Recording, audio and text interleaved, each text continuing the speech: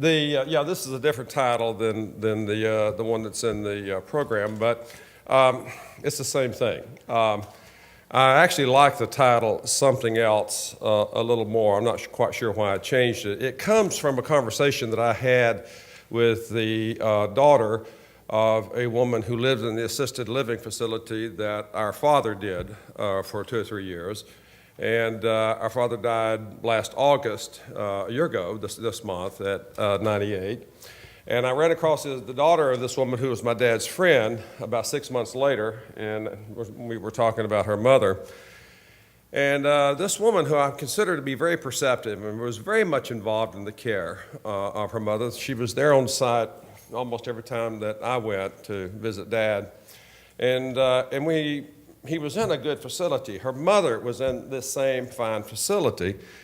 But she said, after describing her mother's situation, that, there just has to be something else in long-term care than what we have got. Even with this high-end, relatively high-end, expensive assisted living facility that was 100-plus beds, a large congregate arrangement with a fairly mixed population, but very few Medicaid, of course, and a nice facilities director, there was still something about this that was not what she would like to have available when she would need long-term care if she's fortunate to live that long down the road. And it got me thinking about, where are we now? What is the nature? Are we having any kind of conversation about this? Is anybody else thinking about the need for something else when it comes to the kind of long-term care system that we have? So that's where some of this comes from. This is not a fully thought out kind of framework for thinking about what that something else should be. It's pieces and parts of what that framework would be.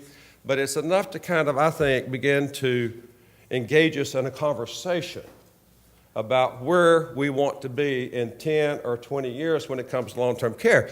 Now, let me say this, that in my experience, and this may not be everyone's certainly, but we were talking more about what we wanted our long-term care system to be substantively in terms of programs and ways of life and quality of life in 1985 than we are today, 29 years later. Now, I know that from the work that I did as staff director of Governor Graham's Commission on Aging in 84 to 86, that Marie was involved in, June was involved in, Max, other people in this room may remember that. We spent 2.5 years with Phil Lewis as the chair, really talking about where do we go from here? We've got community care for the elderly, home care for the elderly. We've begun to change the direction of long-term care away from something that's totally dependent on nursing home care. But that just should be the beginning, don't you think? Now, come forward almost 3 decades, and what is the nature of the discussion today? What are the essential concerns, issues, whenever we talk about long-term care, either within policy circles, or within advocacy circles, agency program circles? What is it? It's cost. We have reduced the conversation about what we think long-term care should be to fiscal matters, in effect. Now, I'm all for that. I have been a cost-effectiveness evaluation fanatic for over 40 years. I can remember when it was actually done and it actually mattered to a much greater extent than it does today. A lot of it's happy talk today. It has been for a long time. But in an austerity environment where there is no discussion of enhanced public revenues, where, as a matter of fact, the discussion still seems to revolve around how much more we can cut taxes, much less spend more on programs or make improvements or fill gaps in our current array of programs.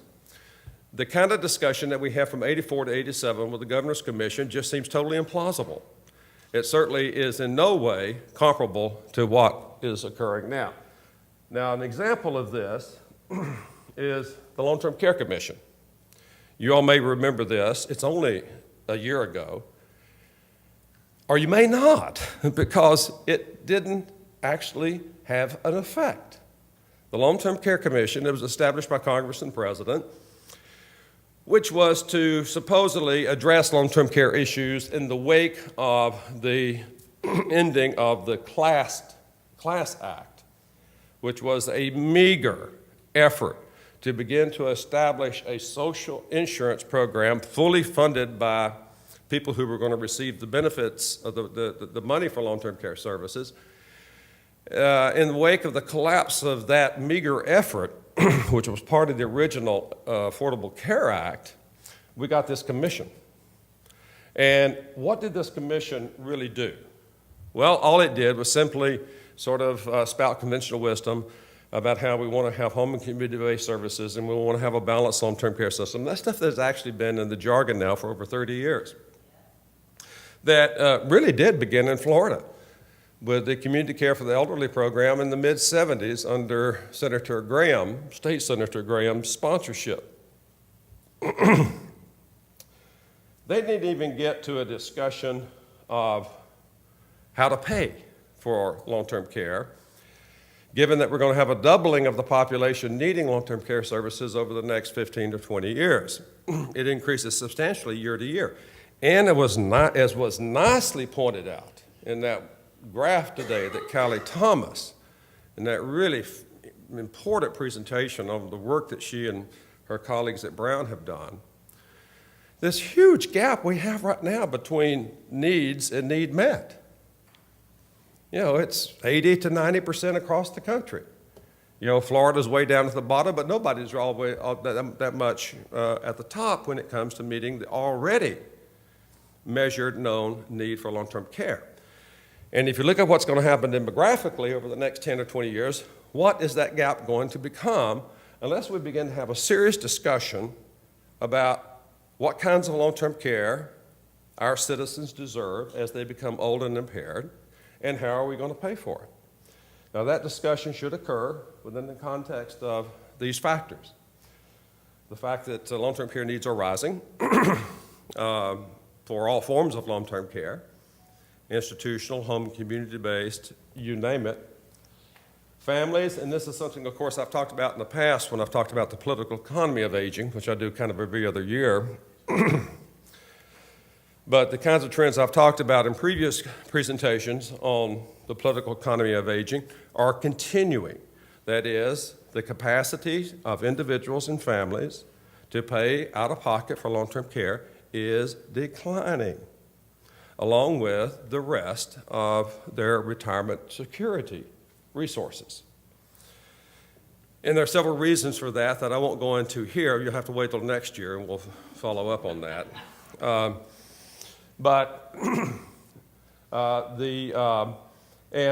we're also having an increasing dependency on informal caregiving. That's primarily spouses and daughters doing the caregiving and paying for it or covering it or losing the benefits of a job that they would have otherwise. So that's really out-of-pocket cost. And we got a quality problem. One of my staff at the Pepper Center did a literature review looking at quality of long-term care, both in terms of care and life, across long-term care systems in the West, from Europe to Japan, the United States. And what she's discovered in a report that will soon be on our website, and this has been reported before, but it's been a few years, is the United States probably has, in terms of quality as it's measured so far in the literature, research literature over many years, the worst long-term care system in the West, between Europe, Japan, and us, the 29, 30 countries in the OECD. Now, that may not be all that surprising, especially when you notice that the amount of spending that we do on long-term care is half or less in terms of the percentage of GDP that other countries spend providing long-term care services. And in some countries, it's as high as 3.7% of GDP for long-term care in Sweden, over 3% in Finland, Norway, but those, of course, are the Norwegian countries. And nobody can do what they do. But even in places like Germany, France, Britain, they're still spending over 2%. That's twice as much as what we are spending at this point. Of course, that's going to go up with the aging of the population. But that will be enough just to sort of sustain the current effort, which is insufficient, according to the literature that I have read and my own personal experience. That will be insufficient to actually raise the quality of care and life in most long-term care environments.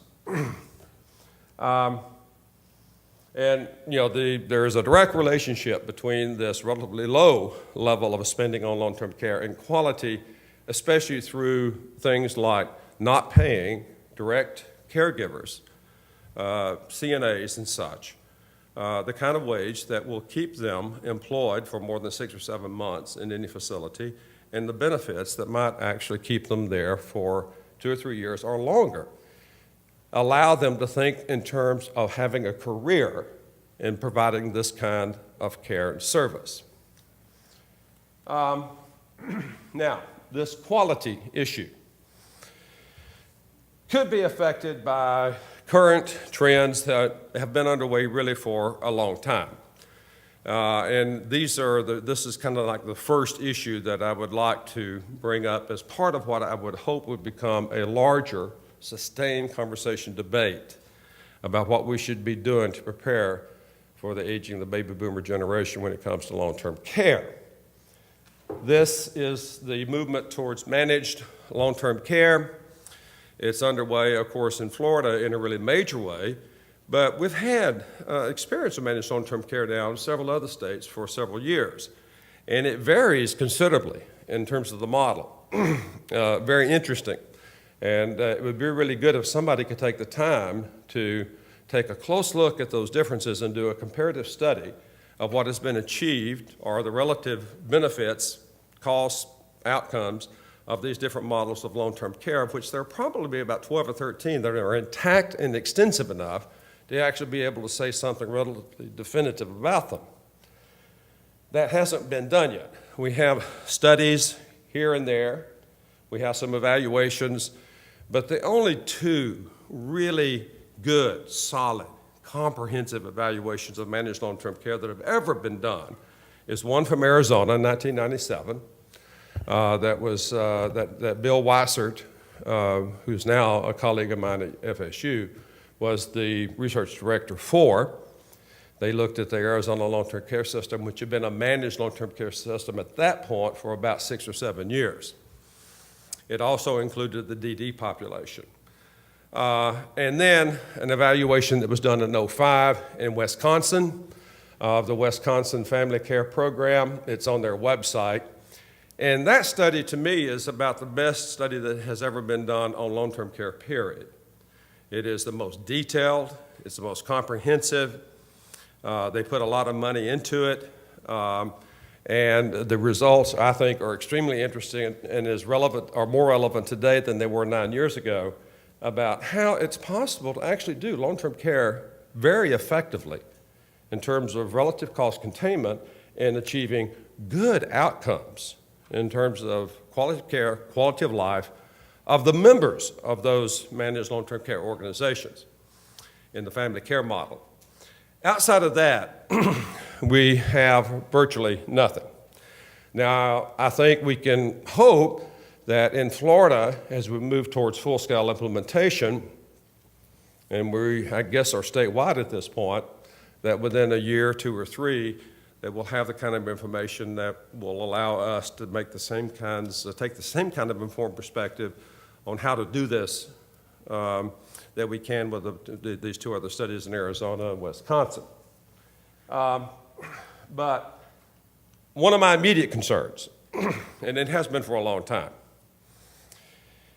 is that as we move towards managed long-term care models, mainly administered through HMOs, although there are a range of structures, not so much in Florida, but in other states.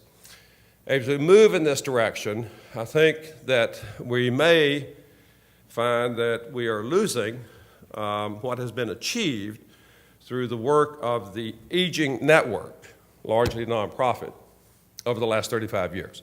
And that's not true just in Florida, that's nationwide.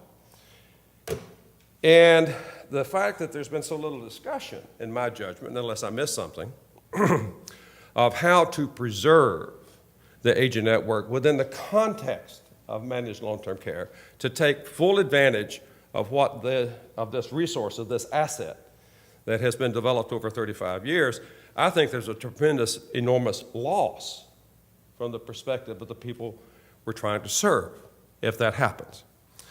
Now, I'm not saying that's happening in Florida or any other particular state at this point. I think it's something we need to keep in mind, need to keep in view. Now,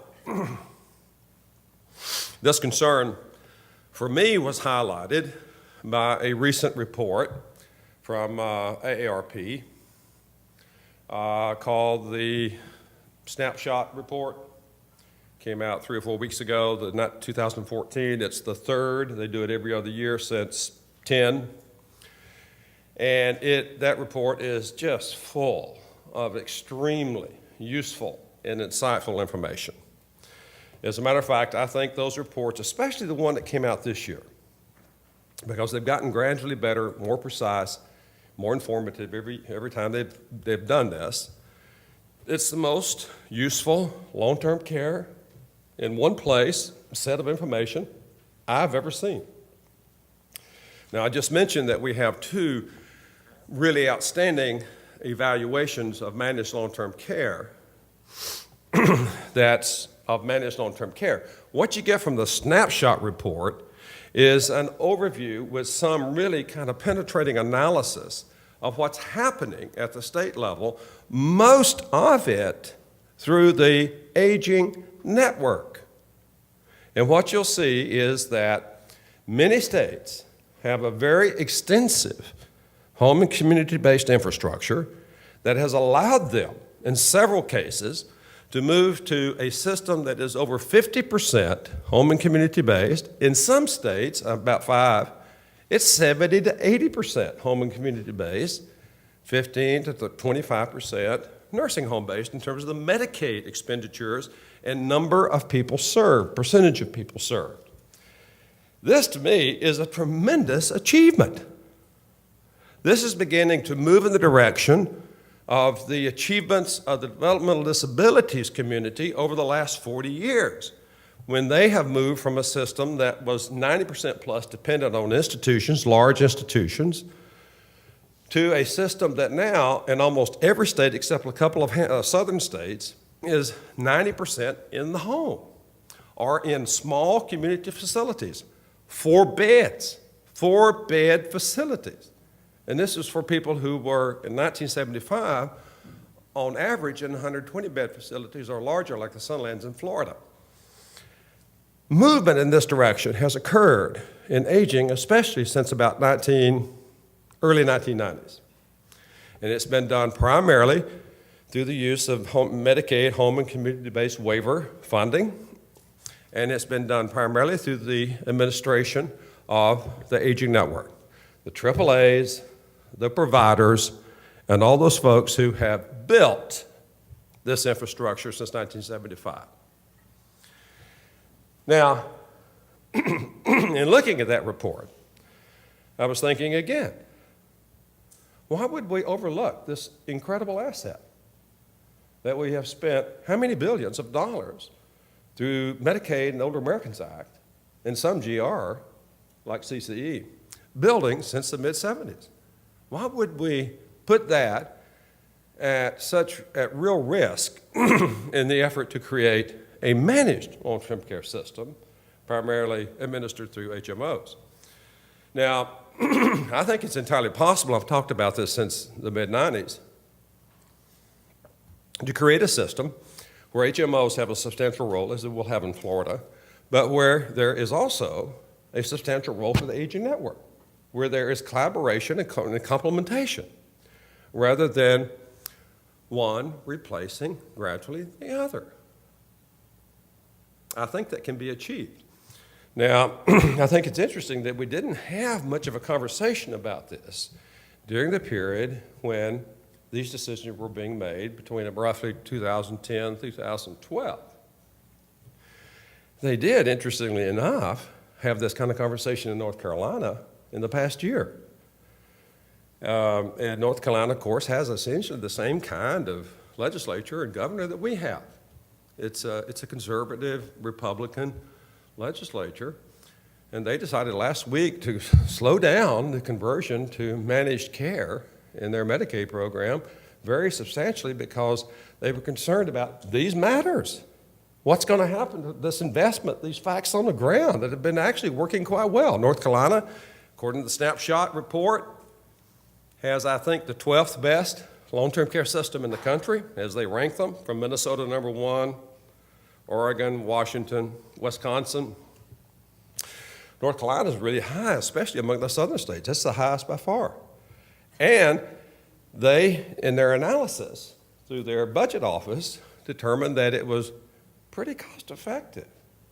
This actually doesn't cost us a whole lot compared to, what it might. So they've slowed down. They're having the conversation that did not occur here, and has not occurred, in fact, in many states, as they have moved towards managed care, based on the assumption, largely, that this will contain cost. And if we have to cut programs, maybe they'll blame the HMOs and not us.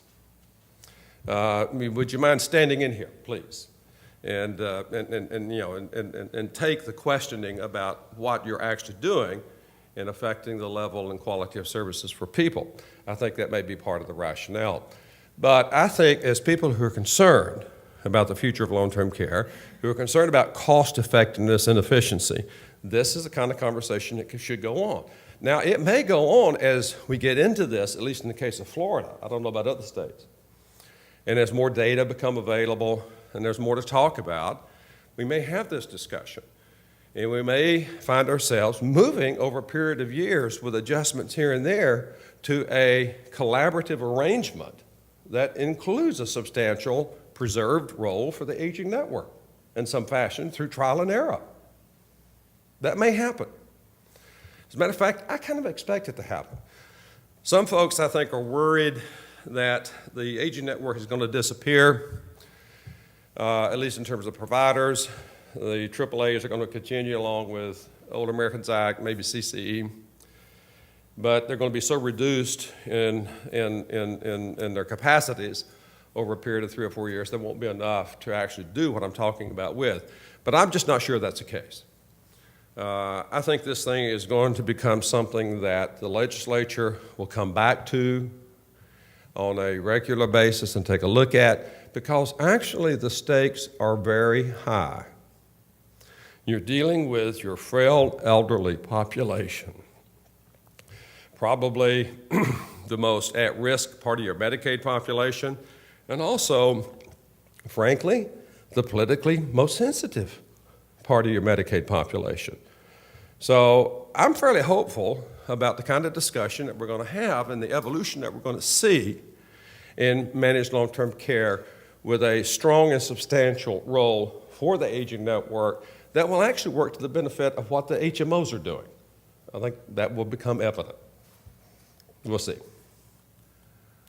And I've talked about the stuff, but if you haven't had a chance to look at this stuff, and I particularly, the media actually did a few editorials on this thing when it came out. I think the Times, maybe the Herald, and a couple of others did but you remember what their focus was? Florida is number 43, out of 50, which of course puts the state on the defensive position. The fact is that Florida has actually done quite a bit. Florida has, like most of the rest of the country, trended in the right direction for the last many years, beginning from our pioneer status under Senator and Governor Graham back in the 70s and 80s. And we've kind of flatlined a few years, but for the most part, we've moved in the right direction, like the rest of the country. But the focus is, Florida, once more, down in the 40s. The focus should be on what this shows about what has been created and about the achievement, the great achievement that this represents on the part of society in providing a structure, an infrastructure for providing long-term care services in environments that the people who receive the care most prefer to be in. That's what this is about. And it's something that I'm writing about at this point, and if you're interested, you'll find it on our website in about a month or so. But that report is so good and so important that, and they do a great job of it. It's well written. The front part of it's like 90 pages. What it needs is somebody to kind of look at the core, the message here, and bring it forward, pretty much in the way that I'm talking about right now, and then try to get that out to folks. Because, among other things, I think it would be a real boost to morale of people who have spent their lives in the agent network creating this outcome. And studies that show that this has been done cost effectively in the agent network for a long time. Studies beyond what I talked about in terms of the managed care stuff. Now, this is interesting because I actually took this out and put another thing in here. This is an older set of slides, but we'll go with it. This is about PACE, a third issue that has been on my mind in terms of thinking about parts and pieces of what a system that would actually be cost-effective and consumer responsive would look like in 10 years. We did a literature review of PACE. This is the Program of All-Inclusive Care for the Elderly. It's on our website. It includes some of the work that was done by DOEA in their PACE study, I guess a couple, 3 months ago, with some very interesting information and data and cost data there. But what we found in this literature review that goes back 20 years is that PACE is a really pretty cost-effective model of care with really good outcomes. Just about any place where a study has been done of this tightly integrated, person-centered form of care, the results are really outstanding. And the assumption has been that the program was too expensive, it was too small, you couldn't have more than 500, 600, 700 members at any given time. But it seems to me that PACE, if you really want to get quality, highly integrated care, both acute, chronic, long-term care, Medicaid, Medicare, that PACE is something that we really need to keep an eye on. And I think it's something that could be integrated into a larger system, whether it's an aging network or it's an HMO managed long-term care kind of system. It could be integrated in, as has been done in Wisconsin, which has a PACE program in Milwaukee, part of what they call the partnership program, run by a nonprofit community organization. And it's a central part of their Wisconsin Family Care, larger managed long-term care system that is managed through nonprofit agencies, most of them agent network related, in Milwaukee County. And it seems to me, and they've done this pretty much seamlessly, they simply have identified PACE as the place where they want to put people who are seriously impaired, who are at serious immediate risk of nursing home placement and need close observation, supervision, and integrated acute long-term care. That is, the people who are at the highest risk have really been identified for their PACE program. And I don't know why that wouldn't work generally. We now have, I guess, 70 PACE programs around the country. We've got 5 in Florida. I thought it was very interesting that PACE got a big budget increase this year. Maybe Robert has something to do with that. I don't know. But they got, $18, $20 million, and it wasn't vetoed. So I think that we need to think seriously about a future that includes a somewhat larger role for PACE than we have at this point. Assisted living. Well, this is an issue that a lot of us in this room have been working on, struggling with for 20 or more years. I've been a strong supporter of assisted living since my days at the agency back in 89, 90, when I worked with a number of people in this room, including LaMarie, who was at ACA at that point, in the regulatory head of regulation. And we were able to get the extended congregate care license through, which really began the opening up of assisted living. to more impaired people. And it also allowed people who became more impaired to age in place and not be required and not be moved into a nursing home. That model of the assisted living, I think, has evolved very nicely over the last 20 years. My concern is that if we take it too much further, we're going to ruin the model. And I told this to the legislature a couple of years ago, and with some of them seem interested in this, but I think most have felt it was something for another day.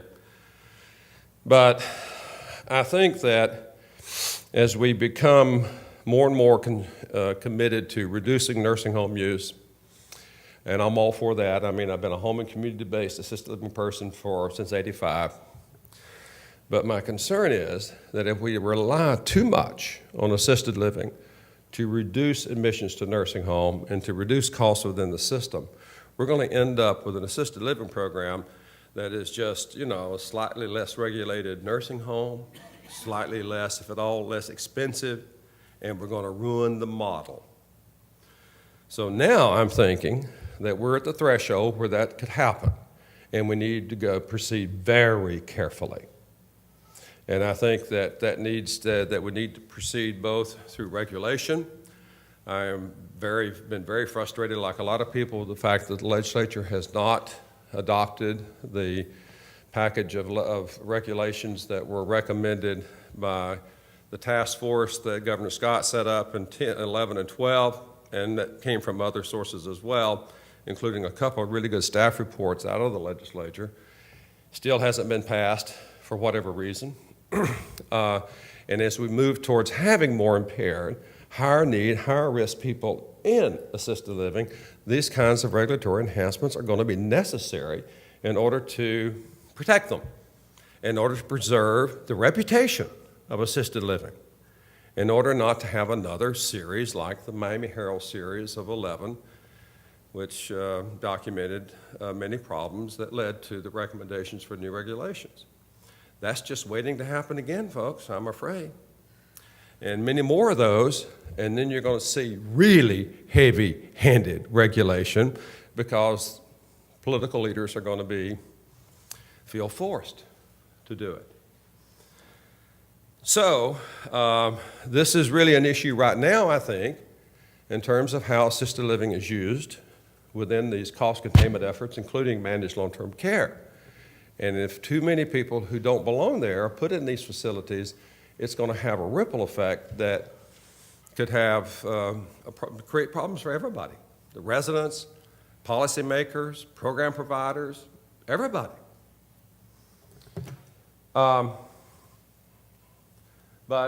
it may be that we really will not be able to address this until something resembling a repeat of the documented catastrophes of the past occurs. I hope not. I really do. And I'm hearing encouraging things now that the legislation may well pass in 14. Of course, I've heard that before. But I'm hearing now that folks are getting a little bit desperate and they want to work out all of their problems now so this thing doesn't get caught up again in last minute kinds of debates. All right. Fourth issue here is consumer-directed care. And I know that somebody, I think, has a session now on this. I guess, Max, your folks with the veterans this morning. Yeah, and as I remember, I think what you told me, Max, that program is smaller than it should be. Well, that's exactly the concern that I have. And I've had it for a long time. I have been interested in consumer-directed care since '95. Since I first worked with Jim Freeman, who's speaking here tomorrow from NCOA. And Jim led an effort with a group, a national task force, to make the case for consumer-directed care in '95, and also worked with Robert Wood Johnson and Mathematica to do a very extensive evaluation of the consumer-directed care program in California, which is called In-Home Supportive Services, IHSS, which has been a very large consumer, paying consumers and their caregivers to meet their own long-term care needs since 1973 in California, and they now serve over 200,000 people. with this model. It took some cuts during their budget crisis, but they've been restored over the past 18 months because it was a priority of Governor Brown. We just don't seem to have gotten it off the ground, though, in most other states, and certainly here, as far as I can tell, for whatever reason. I do remember when trying to talk to focus groups of case managers from the Aging Network about this when I was at USF, and there was a pushback that, this is our job. And if we hand it over to them, they don't know what they're doing. And they won't know how to recognize and manage the risk that's involved in this. They just didn't see that these folks had an interest or capacity to do consumer-directed care, even though now we have these studies indicating that a substantial percentage of the impaired older population, even many people with at least moderate dementia, thrive with this model, especially in those cases where they have a caregiver they can depend on and who gets paid. In California, you get paid about $2,000 a month. That's not bad. My goodness, that's more than a CNA, isn't it? But they figure that it's cost effective because what they've discovered is that really impaired people stay at home with this arrangement, and they don't go into much more expensive nursing homes at $80,000, $90,000 a year in Medicaid in California. So, and if you look at really well-organized long-term care systems of the kind that score in the top 10 in the AARP snapshot study from Minnesota, so on, what you'll find is that almost invariably, those programs have a very substantial consumer-directed care component. For example, in Wisconsin Family Care, 18% of their members are CDC recipients. And that strikes me as about right. I don't know about you and your experience, but it strikes me that about 15 to 20% of impaired elderly would do just fine, essentially running their own long-term care program for themselves.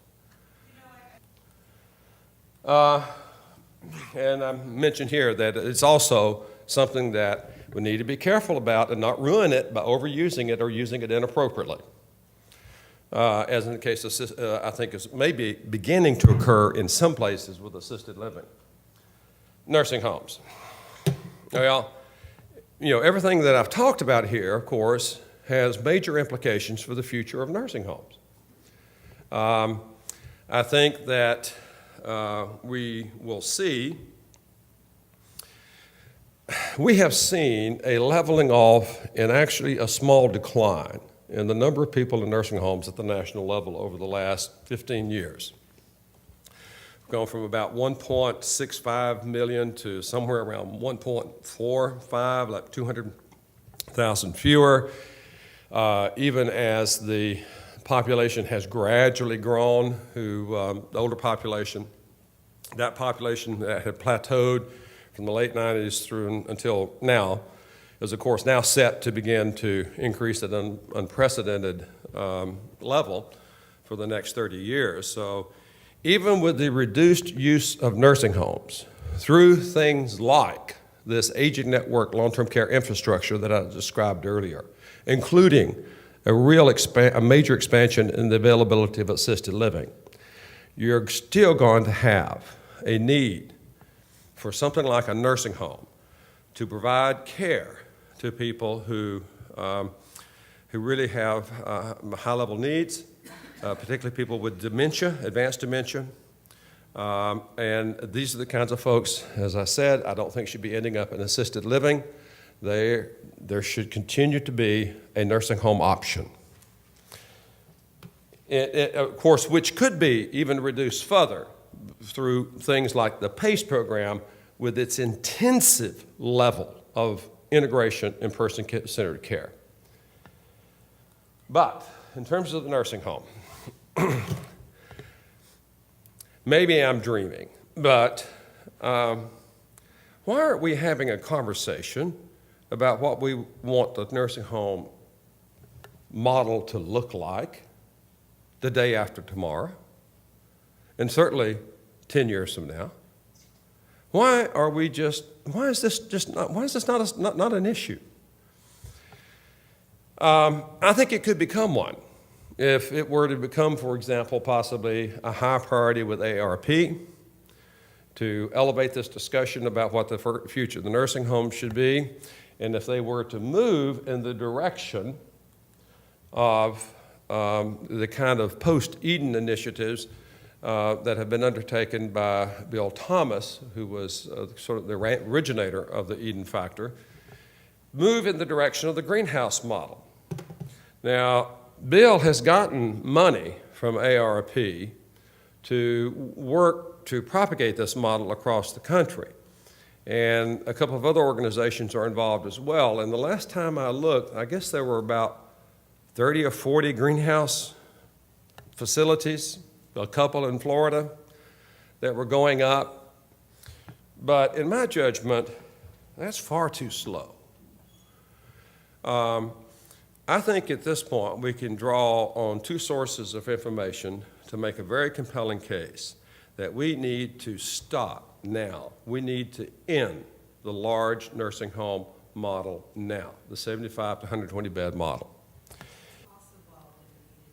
Well, let me get to that, because as I said, we have two sources of information that I think can help make the case for moving towards the greenhouse model, which is essentially 10 to 12 beds in a house with a common kitchen, bedrooms, everybody, a common living and activities area.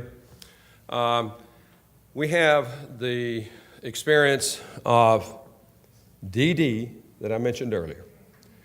The Developmental Disabilities Program moved from a 100-plus bed model in the early 70s, and I watched this up close for several years when I was in HRS and in the governor's office.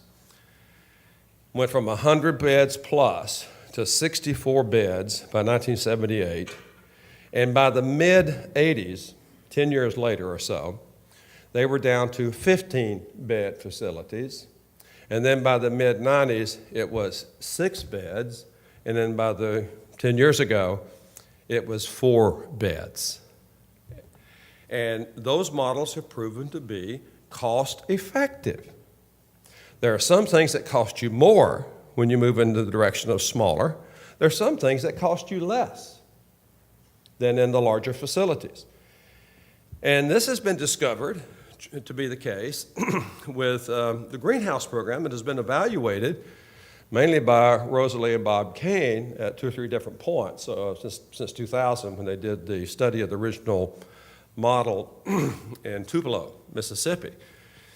They have continued to look at these new facilities as they've come online. And last year at GSA, they did a whole panel of members of their research team reporting on different dimensions of the research, looking at the greenhouse model.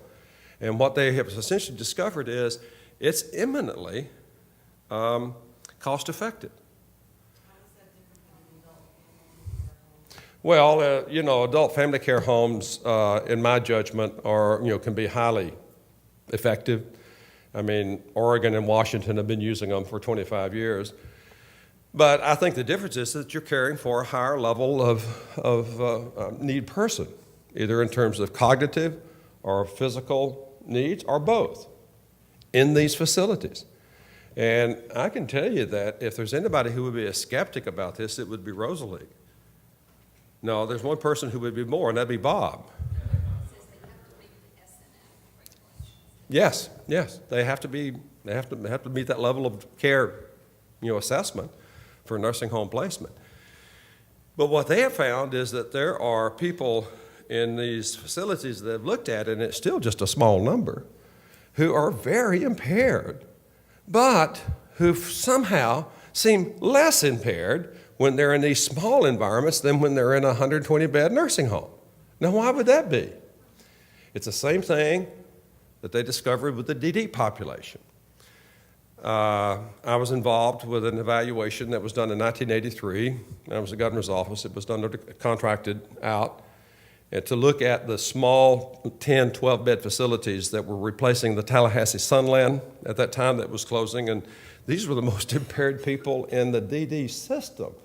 These were the so-called tube-fed people at Tallahassee Sunland who were moved into these 10, 12-bed residential houses around Tallahassee. And they did the evaluation, 18-month, 2-year follow-up. And what the most interesting finding was that costs did not go through the ceiling. They were manageable. But the quality outcomes were incredible. These people went from being vegetative to being engaged with their environment, being able to move, being able to communicate in their impaired way. It was like night and day. It was like people who were dead coming back to life in many ways. You know, I think that one of the things they've discovered, and this was true when the Canes did the evaluation of the foster home program in Oregon back in the early 90s, and this was a facility, they were looking at facilities that were actually taking people out of nursing homes in Oregon. And what they discovered was that it was easier to deal with people in these smaller settings than it was in these larger facilities, and it reduced the need actually for certain kinds of staff. They found that they were more efficient. There was much less waste, even in terms of food.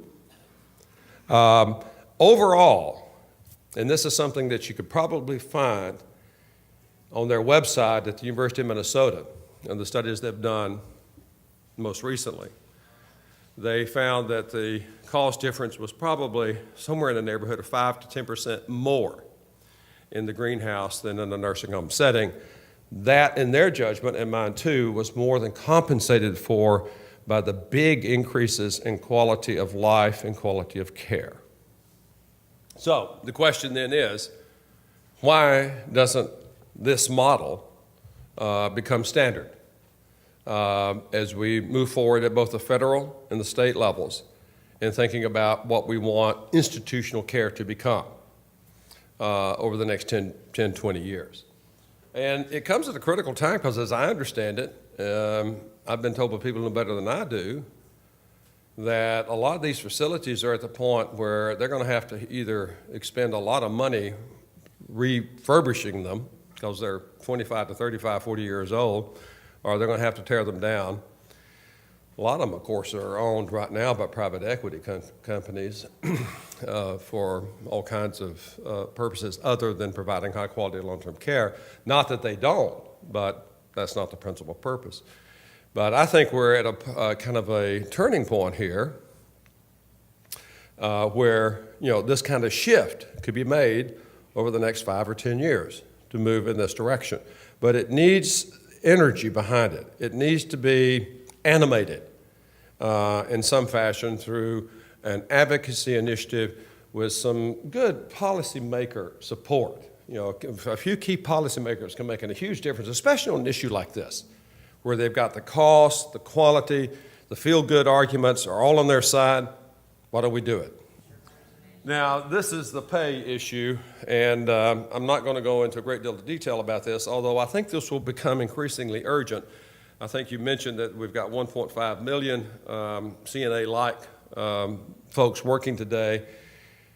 Last time I looked, the Department of Labor projects this, I think, to be the fastest growing job category for the next 20 years. Within 10 years, we're going to need 600,000 more. Right. It's a big growth area, and there's going to, because of the need. From this may come leverage on the part of these folks to do, heaven forbid, what the fast food workers seem to be doing right now. Now, you know, I don't think that would be a disaster, frankly, and for many reasons, many economic reasons, I don't think it would be. I think it would be generally a plus, but who knows whether or not they're going to actually be able to get that kind of organizational leverage. It's not at all clear that the fast food workers are going to be able to carry much beyond where they are now. But again, this is a high need, high demand area. They will have assets to work with in making a case for giving us a livable wage and giving us health benefits. The average is $9.64 an hour right now. Yeah, which is not a livable wage in most places. And I think it's very much related to this whole quality thing. You know, we're lucky to have 92% feeling good about what they do, but when you've got people who find that they can no longer afford to work there and they can go to a fast food place and actually get better pay and benefits, then you got a problem because the turnover rate wipes out, the potential benefits of that high level of satisfaction on a day-to-day basis that they experience. All right, financing, just very briefly. The best thing about that Long-Term Care Commission report that I referred to somewhat critically at the beginning, the appendix has 5 fairly detailed descriptions of 5 alternative financial models. And it's actually very useful in terms of looking at options and alternatives, both in terms of private long-term care insurance, other private funding programs, a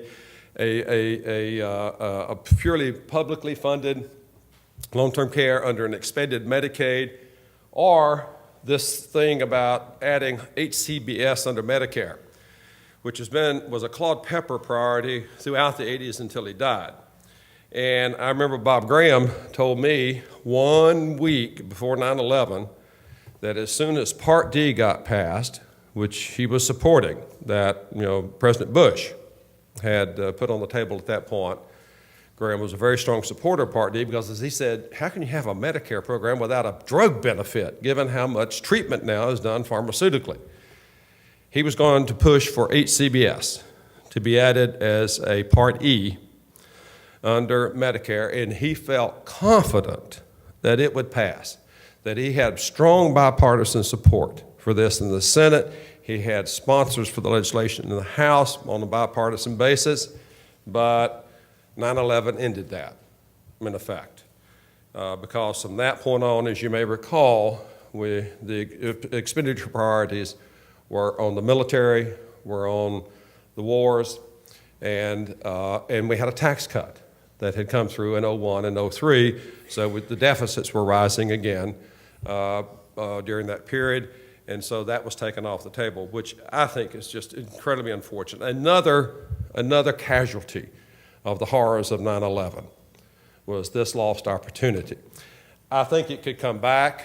I think it makes a lot of sense. If you do the polling, as has been done, you'll find strong support within the general public for HCBS as a part of Medicare. And they're even willing to pay for it. Not that it would take all that much compared to other areas that we're looking at in terms of expected expenditures over the next 20 years. But again, it needs a champion. And at this point, the major champion for this kind of stuff is leaving the Senate. That's Senator Harkin when it comes to long-term care, Medicaid, Medicare issues. He's gone after this next election. And the only other person to actually emerge as a champion of aging public policy issues in the Senate is Elizabeth Warren in terms of her support for increasing Social Security payments for low-income beneficiaries, which are disproportionately women. That's a major priority on her part. There's no one else really addressing this issue of long-term care in terms of the kinds of issues we're talking about. Improving the program, expanding the program, dealing with long-term care, none of that at this point. But it could change, again, with the growth of this population, and as more and more families deal with the realities of long-term care in their own personal lives, you may see a groundswell of support for the kinds of enhancements like HCBS as a Medicare benefit. Moral vision, well, we'll talk a little bit more about this in the next session with June and Lou-Marie. But I think that, a lot of people's attitude seems to be, well, let's not talk about the ethical framework of long-term care. I mean, that's such a loser. The only thing that matters is money. And if you can demonstrate the cost effectiveness of something, then we'll do it. But don't bring that moral stuff in here. It just makes everybody feel bad. And actually, we should. And I have been thinking about this on a pretty continuing basis ever since this report came out. The 2005 report from the President Bush's Bioethics Commission, chaired by the leading conservative philosopher, ethicist in the country, probably, Leon Cass from University of Chicago. And in that report, that 42-page report they did on long-term care, they said, folks, we got a problem of potential abandonment here. we're not taking the needs of the frail elderly very seriously, and as their number grows, this could become a true catastrophe of abandonment. They use the term abandonment. And that we have got to think about this as something other than a matter of economics. We can't reduce these folks to objects of labor. We don't want to commodify them.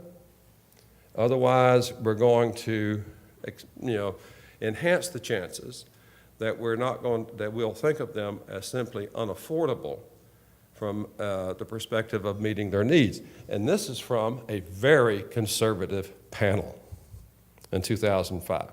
I very much encourage you to look at it. You can still find it on the White House website, I think. I download it about once a year to give it to somebody. And the last time I looked, it was on the White House website. But if you just Google it, you'll find it, the 2005 Bioethics Commission report on long-term care. It hasn't received as much attention as it should.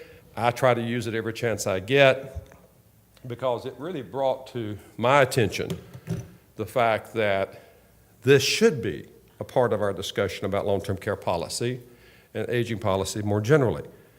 It's important to think about what the right thing to do is in these areas. Now, I refer here again to the DD/ID community because they actually developed a Bill of Rights for the developmentally disabled in the early 70s. It sort of evolved from a series of court cases that they brought, and out of the arguments that they developed in those court cases that they won, they emerged a kind of moral theory of what they were trying to do. And the latest manifestation of it is the 2000 Act for, it's something like the adults with disabilities and a Bill of Rights. It's federal legislation. And I've got it for the next session. But I think that's a model of what we should be thinking about developing as a framework for what is the right thing to do in thinking about long-term care policy. And I encourage you to look at it because that Bill of Rights has 14 components, and they're very specific, and it really has had a role. It has had they've used it to convince legislators that this is what we should do. It's been a guiding framework, a very effective one, and we need one as well for what we do, I think.